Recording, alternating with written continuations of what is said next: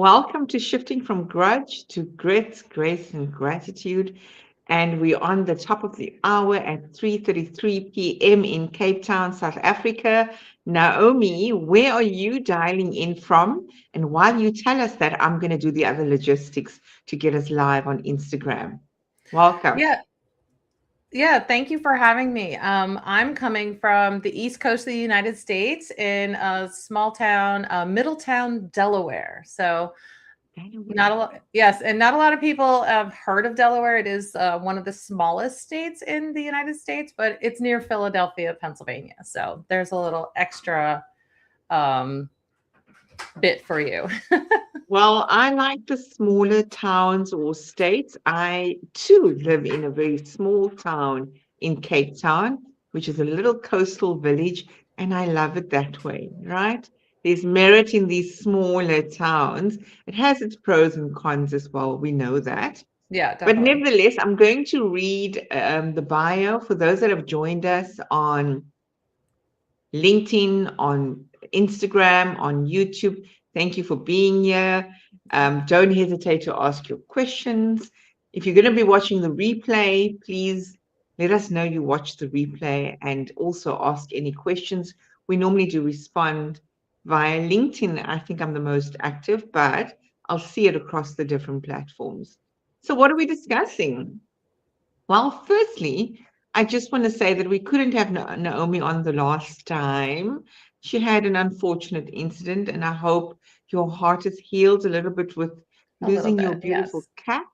And I Yes. know we can't replace our cats with another cat. It doesn't ever take the new position, but I do hope that you find comfort in Yeah. finding a new pet to bring some joy to your soul. So I wanted to share that, and then we'll dive in. What are we talking about today? What happens when life doesn't go according to plan? Naomi's going to share her powerful journey from survival to self discovery. How many of us can relate to being in survival, right? We don't even realize it. No. Revealing how one of life's biggest challenges became the catalyst for profound growth, self awareness, and alignment. Hopefully, we'll explore. And I say hopefully because this is not rehearsed. We just delve into it as and when what comes up. But we'll endeavor to explore how awareness, identity, and trust can transform adversity into your greatest opportunity for growth. We want to make sure that it's honest. It's filled with real stories because we are real people. So we're not showing up as a persona and letting you hear what we think we want you to hear. This is coming from the heart and soul. Practical insights, I'm sure Naomi will share with us, and simple tools you can apply in your own life. So if you've ever felt like you're stuck in survival mode, keep on watching. This is for you. A little bit of a small bio I would like to read. Naomi is a mindset and manifestation coach. Ooh, that's interesting. And founder of Keep Finding You. After a surprise divorce left her stuck in years of survival mode on what she now calls her hot mess express era. You're going to tell us more. She began a journey of self discovery that completely transformed her life. Discovering the law of attraction became the turning point that led her into manifestation, alignment, and a deeper understanding of how our thoughts, patterns, energy, and self awareness shapes the lives we create. Through that journey, Naomi developed the three core manifestation principles she now lives and also teaches, which is awareness, learning to receive, and letting go of control and trusting the process. Today, she helps women who feel overwhelmed, disconnected, or stuck get out of their own way and create lives that feel more intentional, peaceful, and aligned. Naomi is passionate about bringing the woo woo down to earth and giving women practical, usable tools they can apply to live their lives right away. So, welcome. I am looking forward to this conversation because I love having the victory story and not the Yes. victim story. Yes. So The over to happy you. ending is always uh loved by everybody. Absolutely. And I mean, we Yes. know kind of where this started, but was there Yeah. an earlier time in your former years that you ever had any inclination you would be where you are now in your journey, in your professional journey? Absolutely not. Never in my life would I have thought that my life would have ended up this way. And Yeah. as a way to illustrate that, I grew up as the oldest child of five. Um, my in a very loving family. My parents are still married, still madly in love, like they are flirting with each other. It's kind of gross, but still cute at the same time. Yeah. Um, and I had this really idyllic childhood of a beautiful family and a wonderful relationship role model. So my idea for life was laid out for me, that this is Mm. what I wanted because you repeat the patterns that you're given in life. So Sure, I sure. wanted to go to college, get married, have the job, start a family, and live happily ever after. And for all intents and purposes, that's what I did. I went to college, married my college sweetheart, um, traveled around. We both started our careers, and then we decided to settle down and have a family. And we were on child number three. um, she was 9 months old when I had the rug pulled out from under me. And, Sure, sure. I talk about a surprise divorce, and a lot of people don't understand really what that means. Like, how could you be Mm. surprised? Because a lot of times divorce comes from a relationship falling apart. And Mhm. for my situation, it wasn't necessarily that our relationship fell apart. Um, it was that he fell apart. And Wow. he had been struggling. He had some inner demons, and I knew that. And I Mhm. was trying to support him in the best way that I could, with other resources and myself. But as a mom at the time, a stay at home mom of three small kids, under five and under, it was very challenging for me to, give probably the amount of attention that he needed. And so he found that attention elsewhere. And the moment that I found out, that was the beginning of the end. It was like that was the rug being pulled out from under me, and a year later we were divorced. So it was traumatic. This event for me was my big T trauma that put me in survival mode. The Yeah. survival mode that I didn't realize I was in, but it was just you put one foot in front of the other, and all of a sudden that is your life. Yeah. Yeah. And I mean, it's hard because you're in this abyss of it all, a 9-month-old baby, discovering all of this. And I mean, we both know 9 months old, teething is happening, crawling is happening, life is happening, and the other two Yeah. are still young. You haven't even caught your breath and gotten into a proper routine with three kids, Yeah. and then this happens. Yeah. Now, what were some of the reflections over that period before you actually went ahead with the divorce? Because I'm sure there was a lot of questions like, how did this happen? The Yeah. surprise that you spoke about. What came up for you in those moments? At this point, we had been married for 10 years. So I was Um, not going to let that go because mhm. I did not want to fail. I had that role model of my parents still married and still in love. And I have four other siblings, all married, all still, even to this day, are still married. And I was so concerned with being a failure.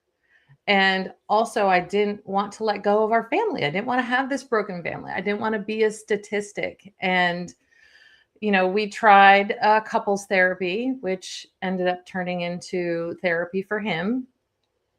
Um, but throughout that year, we got back together two times, and he always left me for someone else. So, and I understand, when you create that loss of trust, it is very hard to earn it back, but you have to be able to do the work. And that was not where he was able to. He was not in that frame of mind to be able to really dig in and do the work to earn, the trust back and to rebuild our relationship. It was much easier for him to step away than it was to dig in. And that's just where he was. And I have forgiven him for that. Um, because he was only able to use the tools that were given to him at the time. So he was literally only doing the best that he could. That doesn't excuse anything that he did do, but it gives me perspective and it gives me the ability to forgive.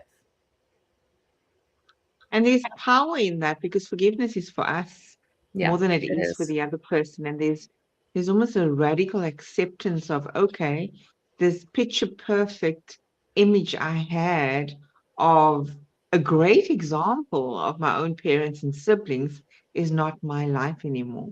Yeah. Now, I mean, how did you discover, or before we move into the self-discovery part, I mean, there must be some form of forgiveness for self. And in those Oh, moments, that took even longer. was there anything you wanted to forgive yourself for in those moments? um, not I know that it was not my fault that things Yes, fell apart. And yes. I knew that from the very beginning. The thing that was challenging for me to forgive myself for was for how long I was on the Hot Mess Express.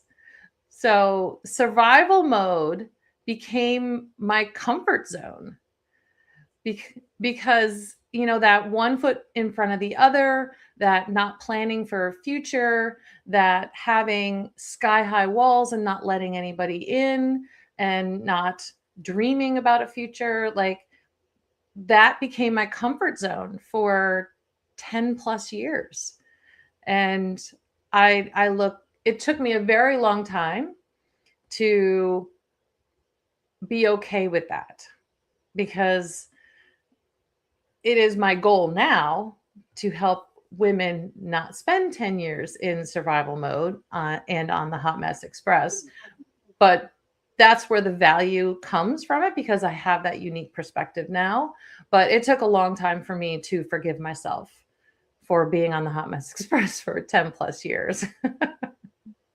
I mean, I love that because there's almost a, you know what, I was a damn hot mess. And I'm owning that. And that's Yeah. okay too. And as we said at the start here, we're not here to paint a persona of a perfect approach to, oh, I got out of this forgiving him. You were a mess, and we are a mess. I mean, I Yeah. consciously uncoupled. I chose to, but I was still a hot mess at the time because Yeah. like you, I had this ideal picture of, I didn't come from a home that modeled, unity or parenting or anything like that. I come from a broken home. Okay. So I didn't want to break up my home because I had this view, Yeah. I'm going to do whatever it takes to make it work. And like you've said, it's being in survival, right? So you're not actually thriving in those moments because you end up becoming the people pleaser, hero, rescuer, savior.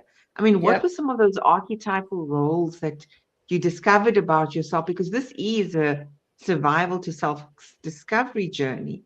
But what were some of the sabotaging roles or archetypes that you can recall that you'd like to share with our audience so that Yeah. they can have that level of awareness on what to look out for? Yeah, I definitely got into the pattern of people pleasing, because when you have that big T trauma of rejection, which is basically what happened, I didn't want to feel that way anymore. So, as long as I became what anybody else needed, then I wouldn't be rejected again. Which is, I think, a lot of people feel that way, and how you can easily get into people pleasing patterns. But also, I got into this phase of just, I can fix it. I can fix anything. I can make anything work, because I couldn't make my marriage work. I couldn't force him to get over his BS and want to fix our marriage. So I was going to fix everything for everyone. Oh And man, Naomi, that resonates deeply. I mean, I was yeah, married for 18 and together for 23. And even after the divorce, I was like silently hoping and praying and saying, maybe he'll get his BS together and we could rekindle, right? But yeah, it was the fixer in me.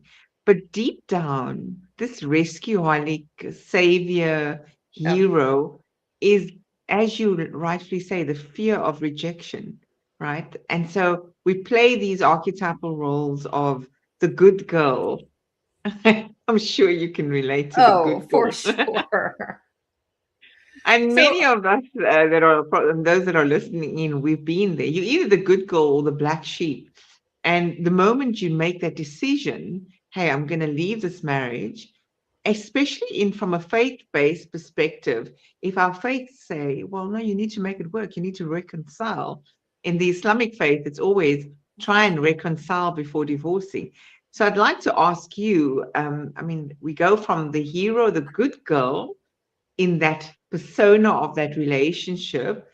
And so, did you ever feel like you became the villain at some stage? You're now leaving the marriage and you're not prepared to, you're stuck on your values and your beliefs and morals and principles around what happened. Did you ever feel like that? um, I mean, there were definitely a lot of times during my Hot Mess Express where I did not have a lot of quality habits. um, We've been there, all of us. Drinking, partying, dating the wrong people. You Yeah, know, yeah. that was me in. Um, I don't know if that's necessarily being the villain, but I No, was. no. That's definitely a lot of self sabotage there. Yeah, yeah, yeah. Um, It's being like the rebellious child, it's like, yeah, hey, I've been good. I did everything right. And so to hell with it right now. I'm just going to exactly. be me and just I'm be just free, gonna. I don't even So I know if I get was it. necessarily being myself. I was just. It was a lot of coping. A lot Mhm. of those unhealthy coping mechanisms, Yeah, yeah, and needing to feel wanted, even if it mhm. was by the wrong person, you know? Yeah, yeah. And, back to a little bit about this, fixing mentality. I feel Mhm. like that energy that I was projecting definitely attracted all of the broken people. Sure, sure. So, broken Definitely. relationships, people, not broken relationships, but broken people, broken men, broken Mhm. women for friendships. It was like I was surrounded by emotionally unavailable people because I was so emotionally unavailable, and wondering at the same time why I couldn't find love and why I was unhappy in general. Mm. And thank you for your vulnerability there because we don't like to admit that. And when I said earlier on being yourself, not in terms of the actions, but in your pain, in Right. your emotional state. And it's okay to be that in that moment because you've had to be this persona of the good girl, the savior, the hero for so long. And yet it's still translated into the divorce. So Yeah. now you're sitting in the pain, in the hot mess. I think you call it the hot mess. And Yes. I quite like that because it is an acknowledgement of saying, I'm okay to be there right now. Yeah. And the vulnerability around saying, well, I'm the one that is attracting these relationships because I'm vibrating at that frequency. Yeah. Takes courage, Naomi, because we like to project to the world and say, well, everyone else is the problem or Right. broken, to use your language. And I firmly believe that actually we are the co creators and co conspirators on that. Yeah. So thank you for acknowledging that Yeah. and enlightening our audience that's listening. that, listen, guys, anything, and ladies and gents, or anything happening in your life is really just a testament to what you're manifesting. Yep. Manifestation is not always positively reinforcing, it can also be negative. Yeah. So we need to be mindful of that. So let's get stuck in why you chose to become a mindset and manifestation coach, because that was the first line in your bio, and the founder of Keep Finding You. What were you before? You said a housewife, but did you study anything? Did you have something, a dream, a career, an aspiration? So And my career journey has been full of pivots. I actually went to university for interior design. So I have a degree wow. in interior design, and I did that for some time, and then was a stay-at-home mom with my kids for 5 years. And then after the divorce, I needed to go back to work. And at the time, my ex-husband and I owned a restaurant, so I started running our business. So I managed and ran the restaurant for 15 years. Yikes.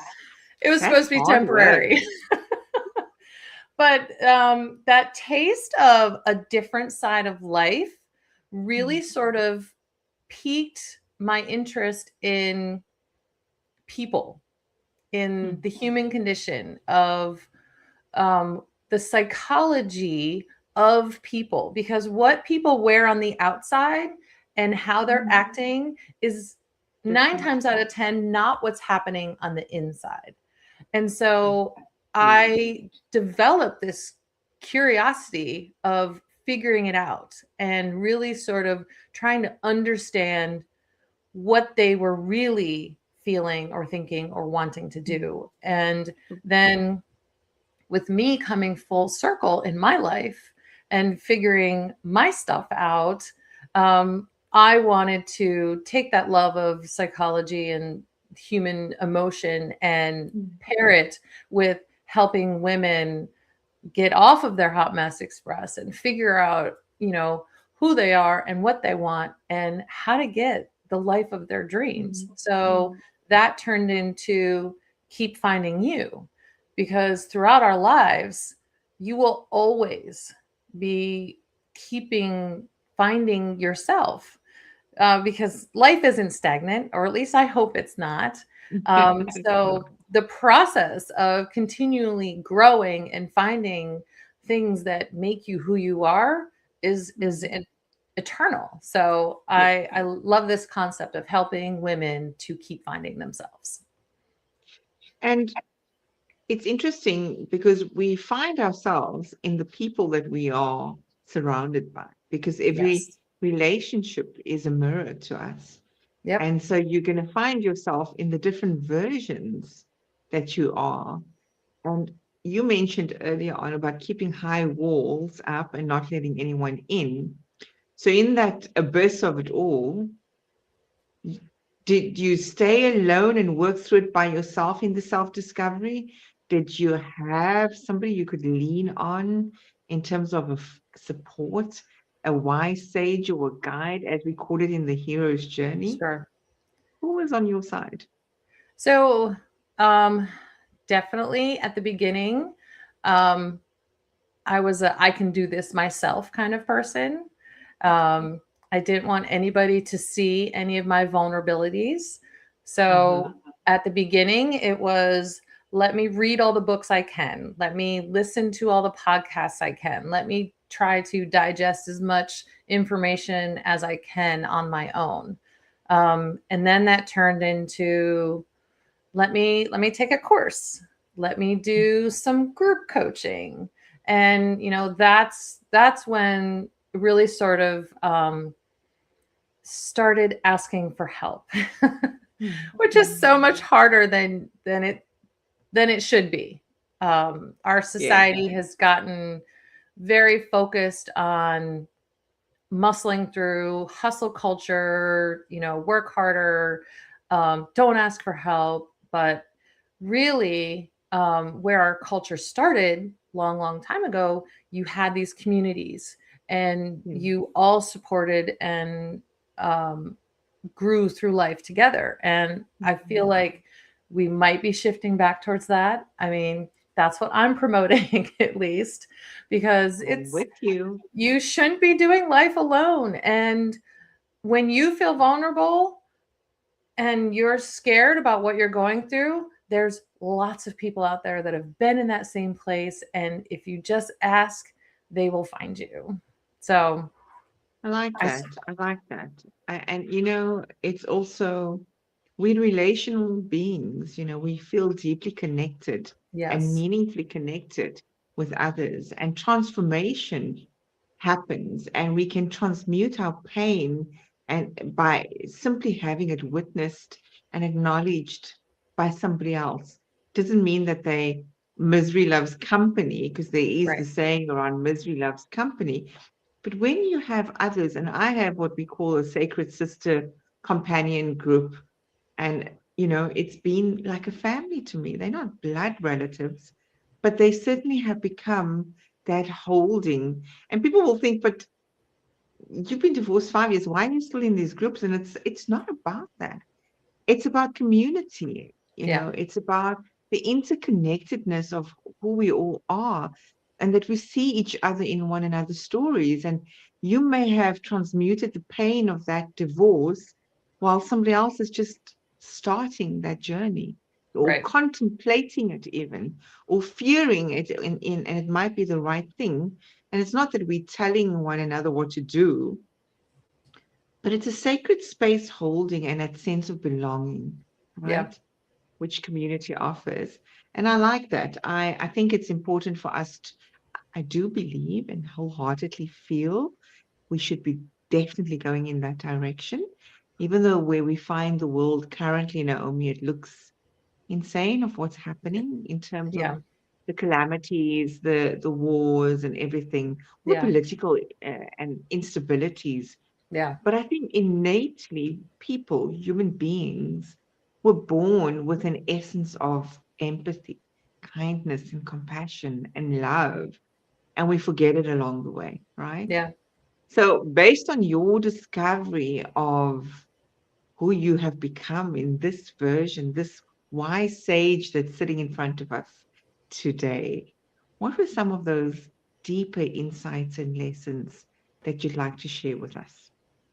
So one of my biggest aha moments, and we've sort of touched on it a little bit, Hmm. but it was finding the law of attraction. I feel like that is the foundation Yeah. for a lot of things. But when I finally realized that I was the one in my own way because of the energy that I was putting out, Yeah. because that is what I was getting back. Because that is what the law of attraction is. What you put out into this world is what What you you get get back. back. Yeah. And, at the time that I found this lesson, it was in a book and it was talking about relationships because I was still looking for love. I realized that I was the problem, that my Yeah. emotional unavailability was attracting the douchebags and the toxic relationships. And at that point, I was like, well, damn, I need to get myself together. Because if I didn't get myself together and get off the Hot Mess Express, I would forever be attracting the wrong people and toxic relationships. So that was a major aha moment for me. And you can use this law in every aspect of your life, not just relationships. You can use it in career, you can use it in finances, you can use it in families, because what you put out in every area of your life is what you're going to get back. And I know that sounds exhausting. We can't be perfect in every area of our life at all times, but focus on the areas that are, struggling the most and put some attention into what you're putting out in that area. Maybe it's finances, maybe it's your career, and you'll see a change because you have to take that first step. The universe isn't just going to hand you um, life on a silver platter. You have to take that first step. And this is, where we go into manifestation, which has been my passion over the last few years, because the law of attraction is kind of a foundation for manifestation. So I have been trying to learn as much as possible about how to actively, and you've talked about this already, co-create my life with my higher power. And I say it that way because some people, prefer to have their higher power as God, universe, source, whatever. I feel like this concept works in all areas. Agreed. It's interesting for me because you started to, try and transmute your pain in the way I'm going to describe it, and it may or may not be correct, but my interpretation was, and because it resonates with the way I deal with things too, is you intellectualized your pain by listening to the podcast, reading everything, and educating yourself, and trying to elevate yourself to the next level and grow. And little did we know that that very thing has become a catalyst for you now serving in this capacity, Yeah. right? And it took, I suppose, again, deep awareness, radical awareness to be able to say, I am the root cause of how my life is unfolding, the relationships that I attract. So I want to get a sense from you on your bio again. I remember reading um, something around the woo woo, because many people see this law of attraction as woo woo. How do we make it palatable and relatable, and so that people can connect with it? Because I Sure. feel, like you said, from a higher power, there's a source. So there requires a level of trust and surrender, but there's also a requirement of you need to go and take action. You need to do what you need to do to let those doors be opened, or the opportunities come your way. Because manifestation is not, as you said, it's not just sitting and waiting for the universe to hand it to you. So how do we, for lack of a better word, dumb it down, make it relatable, that it's not woo-woo? Yeah.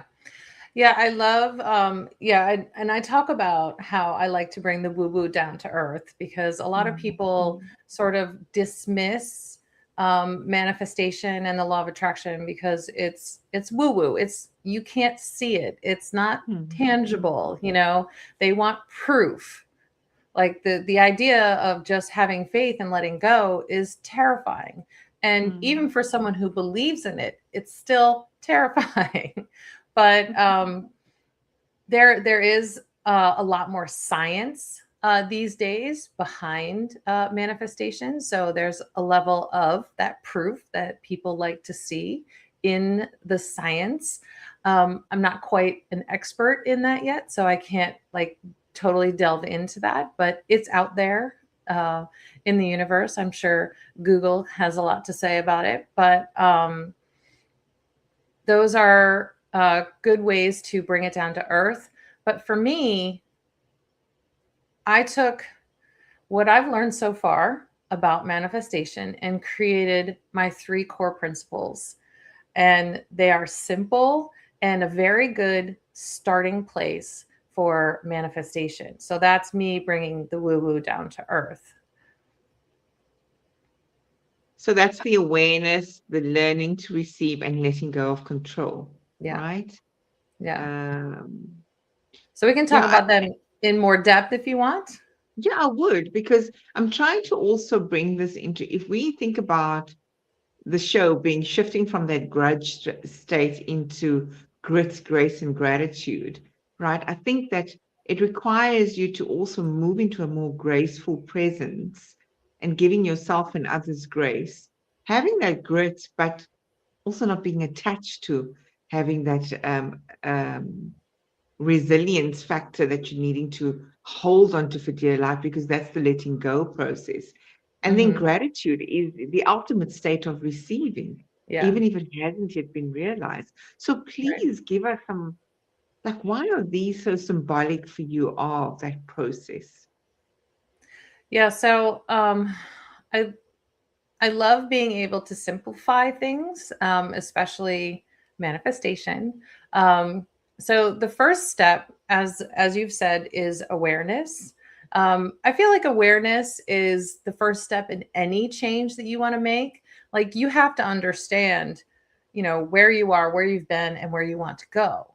For a lot of people, that's really scary because that takes a level of looking in the mirror and maybe you don't like what you see. Well, you don't like what you see because you're wanting change. So, really getting honest with yourself is a terrifying process, and it's a hard first step. But once you make that step, then you can take that sigh of relief, and you're just like, okay, I understand. And knowledge and understanding is power, and that leads to clarity. And the universe responds to clarity. Because if you're all over the place, if you have scattered energy, if you're like, oh, I want this, oh, I want that, oh, I don't know, what is the universe going to give you? That same thing back. So that's that law of attraction again. So being aware and creating clarity is the first step in manifestation. And then the second step is learning how to receive. Now, that sounds simple because when you're manifesting, you're asking for something. So, of course, I want it, duh. But can you actually hold it? Are you emotionally available? Have you healed your trauma? Like, if you're asking for the love of your life and you're emotionally unavailable, you will self sabotage that relationship because you don't know how to hold on to a secure relationship. You haven't healed yet. Um, and another example, that's why people who win the lottery end up squandering all that money because they don't feel worthy of that money or they don't know how to manage it. So, it's it's simple-ish, but learning how to receive takes a level of healing inside. So it's kind of a big step. They're all big steps, but Yeah, this is and before you head into the next part, you've touched on something which I think we can have an entire segment of. Those individuals that win the lottery because they haven't seen or believed they are worth or deserving of that. I yeah. mean, I certainly, that's my perspective. It could be wrong. Why do you think it happens? Because it happens the world over, whether people in South Africa is winning the lotto or abroad, the same behavioral pattern happens Yeah. if there hasn't been that acceptance of being open to receive and knowing that you're worthy of. What do you think that happens? Is it the relationship with money? Is it what specifically? It definitely could be a relationship with money. Yeah. That's something I've struggled with because of my past, how I was brought up around money. Um, Mm, as a childhood, in my childhood, how my ex-husband and I handled money, and then a scarcity mindset around money. mm, mm. So it's a lot of past conditioning, current mindset, and feeling worthy. And that is a big concept that you can put across your whole life. Yeah. Feeling worthy for the relationship, feeling worthy for the job, and so that comes from a place of self worth. That is Yeah. your feeling secure in who you are, loving yourself, all the good, all the bad, feeling confident. Those are some pretty big words that I know No. humans struggle with. And, the goal is not perfection. I Yeah. don't feel confident every day. I don't love myself every day. But in Okay. general, I feel worthy of Mm. all the things that I want in life. And Yeah. there's many people out there that don't. No, exactly. That's why I said we can have a whole segment around receiving, Yeah. because even in friendships, the need to please others and the moment you must receive, it's like, no, I can't really receive that because I'm the one playing that role. Yeah. and it's hard to ask for help at the same time. And so that's another form of receiving, but we don't, because there's other things attached to it, whatever it might be for each person, you know. Yeah. But yeah, let's delve into the third one. Yeah. So the third one is actually something that I've been actively working on for like the last year and a half, but having faith and letting go. So it's Mhm. manifestation in general is a little bit of a paradox because at the beginning, you want clarity, you want to know what you want, but then you have to have faith and you have to let it go. Because what if the universe or God or source has something even better for you? So you cannot have that vice grip on your manifestation, because if you grip it too hard, like, you're going to try to control it and you cannot control manifestation. And plus, coming out of my survival mode, everything, I had to control everything because I didn't want to be disappointed again. I didn't, and if I was controlling it, then there wasn't that fear.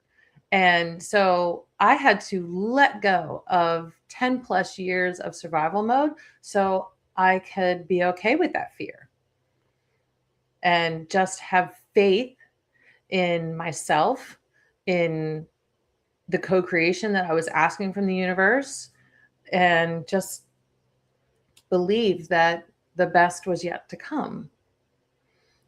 You've touched on a pertinent point, Naomi, because when something's hardwired within us, right, it's our natural disposition to react rather than respond. And the control is another thing that is stemmed from rejection and abandonment Yeah. wounds, possibly, not necessarily entirely. So your need for control could come from various reasons, but Yeah. from a trauma response, it's generally based on the fear of abandonment or rejection Yep. or perfection, right? The need for perfection. Yep. So I'm going to try and control everything. Now, if we truly trusting the process, I mean, whether you call it God, Jesus, whatever you refer to the divine as, how would you relate that into manifestation? Because if people perceive manifestation as woo-woo, but yet there's an element of trust and surrender to our higher power, which is really the source. It means that you've got to walk by faith, lead with prayer, letting it go. How do you bring in aspects of the faith into the last part of manifestation, which is the letting go part? Yeah. It's, I understand that this is definitely the woo woo-ist part of this. Um, I'm not sure that we can totally bring it down to earth, but if you're struggling with the woo woo aspects of having faith, it's not from a religious place. I know that the faith often is seen as a religious word. It's just Yeah. believing in yourself, believing and having trust that that you can co-create with a higher power to have the life of your dreams no matter what it looks like. I guess that's the Yeah. best way I can Yeah. say that. I mean, we have this need as human beings for certainty, right? And Yes. so I think what manifestation is asking of us is to be okay with With uncertainty, with yep. not knowing. Yeah. And therein is when you start attracting anyway, when you are okay with not having the goal being achieved in your Right. desired steps towards achieving it. Yeah. When it unfolds in the way that you just allow it to unfold. Sure. And even if there are the stumbling blocks along the way and it doesn't translate into the way you thought it was going to, that is part and parcel, par for the course. It's meant to be part Yeah. of the journey. Yep. So I suppose it's trusting the journey, from what I'm hearing you say, it's trusting the journey and Yeah. not having the expectation of an outcome or a destination. And knowing that whatever is there for your highest good and your greatest growth is really going to unfold in the way that it's supposed to. Yeah. That's what I'm hearing. Yeah. So Yeah. if we come back to your other parts where you talked about the keep finding you part, because life is not meant to be lived in a linear manner. Right. So how do we go in that process of finding ourselves each time? What are some of the things that you do or the tools that you recommend to the people that you coach as your clients? Um, I love a good journaling exercise. Mhm. Um, I'm not super consistent personally with journaling, Mhm. but I feel like that's one of the safest places for you to get out of your head and get into your heart and really understand yourself or the problem that you're having or the future that you want to create. Because once you stop overthinking it Mhm. and get it down on paper, I don't know, there's something magic about getting things down on paper for me. I mean, you could type it if you want, I guess, but I like writing. So Yeah, journaling, me too. yeah, journaling is one of my favorites. I also love meditating, and I know a lot of people are intimidated by Mhm. that quiet space. I get it because it's hard to quiet the noise that's in our brain all the time. Um, Exactly. so I suggest guided meditations. I very Mhm. rarely sit in silence. I usually listen to a guided meditation, somebody with a super soft voice and some calming music to sort of guide you through, feeling your body and grounding Yeah. yourself. And, I love those. I actually did one yesterday. I was driving, but I didn't close my eyes. But it was what I needed because I was Yeah. getting all worked up in my head, and I was like, I needed to get out of my head and ground myself before I was about to do what I needed to Mhm. do. So, Well, I yes. can resonate with that. I mean, I know that in my own experience, I don't know what your thoughts are on vision boards. Oh, I And love I that. used to call it manifestation board or a purpose Yep. board. As I evolved in my life journey, the initial was the vision board, and this is what I wanted to get, and this is what I want to achieve, and this is where I wanted to go. And then as I discovered self, I realized none of those things or acquisitions or accolades or they didn't matter. So it Yeah. became a purpose board. Who do I Yeah. want to be and show up as? What's the legacy I want to cultivate? Now I stumbled across a lady I think it was on social media on Instagram. She doesn't even call it a vision board or a manifestation board. She calls it an action board. Okay. What do I need to take action on to bring this to life? Because Yeah. there's somebody that I don't know who, maybe you will know who said this. Seeing is not believing. Believing is when you can see it. I know you're very much in this manifestation and law of attraction realm. So if seeing is not believing only, believing is when you can see it. You can Right. actually see it. So what's the power for me? 95% each time I've done a vision board, purpose board, manifestation board has come to life. Yeah. So for I you, do love you the believe in it? I do. I do. Mhm. I actually, for a little bit, I actually taught a course on how to create a vision board. Currently not Wow. doing that, but I love vision boards because it is that tangible Mm. manifestation tool. So Yes. if you find yourself really needing something that is tangible and like Mm. visual, a vision board is perfect for again, beginner or advanced manifestation. Mm. Um, Mm. the trick for me that I have learned, and this is through science, that the way to use the vision board that is actually scientifically proven to work the most is Mm. attaching feeling to your images. and to use mostly images, because words skip over a part of your brain that doesn't connect the feeling to it. So images go to the part of the brain that will connect to the emotion better than words do. So having a vision board that is mostly images that you can have a feeling about is how it's going to be most powerful. Oh man, you should do another course, Naomi. I'm thinking that this is, I mean, I've just learned something new because mine is quite a bit of a balanced combination of Yeah. images and quotes and words and values and that sort of thing, you know. But I think you're right because it's emotive. I can emotionally connect to it, right? Yeah. And it's also provocative because it provokes you in a way that, like, I'd love to go, yeah, or do this or become an author.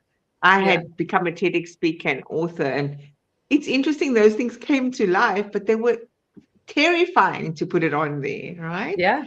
So I think you're right. I didn't realize that the words, however, may derail that emotiveness. Yeah. So that's something new that I've learned today. Yeah. Well, I'm glad Wow. that I could teach you something today. You're going to need to do that course. I think if you do it, I'll join it. I mean, I Okay. love it. All right. You know, maybe have something like that. In our remaining 9 minutes, we're almost on the top of the hour. Tell me, is there anything that you feel we haven't covered today that would be the hidden gems behind your Mm. entire journey? You know, that's a testament to who Naomi is, or the legacy that she wants to leave behind Oh, for others. that's a really big question. Um, I guess the for me, after manifestation, the next step was figuring out what alignment meant to me.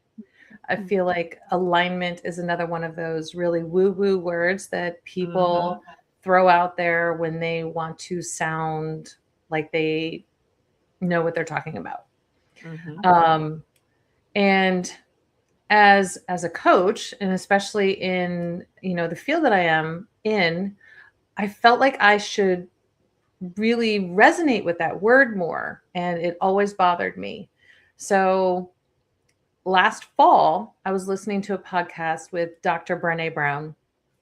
Adore One her. of my favorites. Yes. And she was talking about alignment. And she gave me the definition that I needed. She said that alignment is when your priorities and your efforts match. I was like, that's Simple. so simple. I know. Mm. But I was like, so how many people have actually sat down and thought about what their priorities are in every area of their life? I mean, I know I hadn't. And No. then to think about what actions or efforts would align with those priorities, like that sounded like a really big project. So, but I loved that definition because it gave me the knowledge to create more alignment in my own life. So when there's an area of my life that doesn't feel good, that feels out of alignment, I fall back on that definition, and I have a little exercise that I do. I actually created a whole workbook around this. I Is it love something that you sell or something that you it offer is. free? It is on my website. It's a low ticket offer. Do tell us what that is. I mean, if you want, I did send you a LinkedIn request. What you can do is just accept that request, and then once you're on there, there is a post about this Okay. event today, and then just put all your handles and what you're selling because I think it would be very useful because Okay. I'm thinking about the KISS principle. Keep it simple, stupid. It's like so Yeah. simple, Yeah. like what are your priorities and are your actions Yeah. meeting that? Yep. It's so profound, yet so simple. Yep. And it's Oh, something that no people brainer. probably don't put a lot of thought into, but I think it's something worth putting some thought into. It's another way Mm. to figure your crap out in life. Yeah, and we're so complex, human beings that we Yeah. complicate everything, Yep. and use these woo-woo words instead of keeping it as simple as priorities and actions. Yep. It is definitely in alignment then. Well, that's something, another thing I'm taking away from today's conversation with you. I'm just making sure, have we this Mess Express, did you go in? You should go in, what's it worded? There's a word for it, and I've just lost it. This is Uh perimenopause that does to you. oh. But It's it's a real thing. I think you must coin this. I think you should have T-shirts made with it, like paraphernalia made with it, because I think it has a nice um, Hot Mess Express. Maybe there's a book there. Do you not want to write a book I on the do. Hot Mess Express? I do want to write a book. So I feel like the Hot Mess Express book will be coming at some point.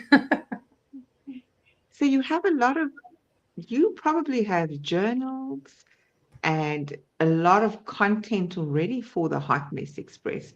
You can transcribe the podcast that you've been on and the transcription is some of the data for, or the content for the book. Yep. Have you set an intention for it and like by when you'd like to have it published? I'm putting I pressure have on you here. I know, I know. I think I think I'm scared to set an intention quite yet. I'm in Mm-hmm. the information gathering point of Mm-hmm. that. So yeah, You that's on know, my to-do list. I had a writing coach from New York, and I didn't publish my memoir for more for safety reasons, because of how intense my background was and protection of my kids. But I remember her saying to me, that your book you could be writing on the fly as a thought emerges. Send yourself a voice note. Right. And I loved that idea because it's like send yourself a voice note of what you're feeling in that moment. If a memory comes up and you're feeling that trauma in that moment, express the trauma because that's content for the book. And the journal idea was actually from her as well. And there's just so many sources of information that we Yeah, already have. But when we have these fears, imposter syndrome comes up, right? And I'm definitely. sure we can have a whole session and Oh, talking for about sure. imposter. And guys and ladies and gentlemen, it still shows up for me as Oh yeah, successful or not successful in certain areas. It shows up for all of us. So don't ever think that imposter syndrome is only for a select few. I think it right. shows up for everyone. Yeah. So I'm really grateful to have had this conversation with you, Yes, this me too. learning.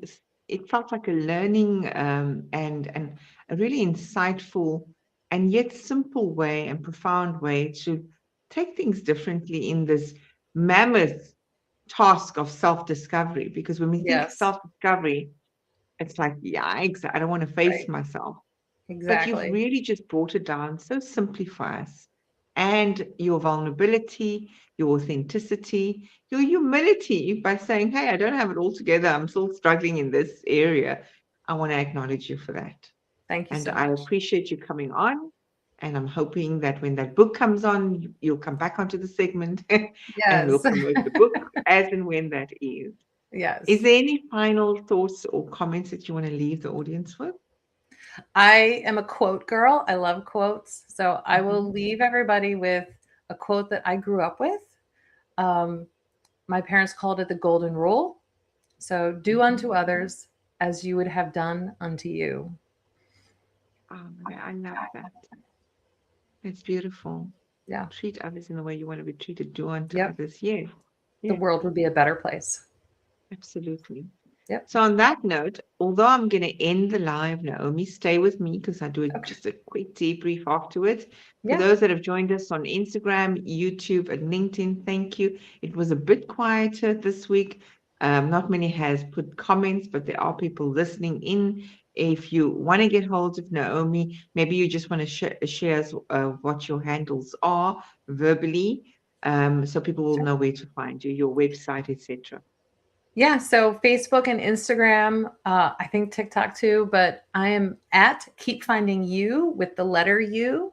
And then my website is keepfindingyou.com, and it's YOU for that one. So And that ebook or that workbook that you've got as well, you're is on going my to go and website. post that as well. Yes, I Okay, will. so on that note, we'll see you same time next week.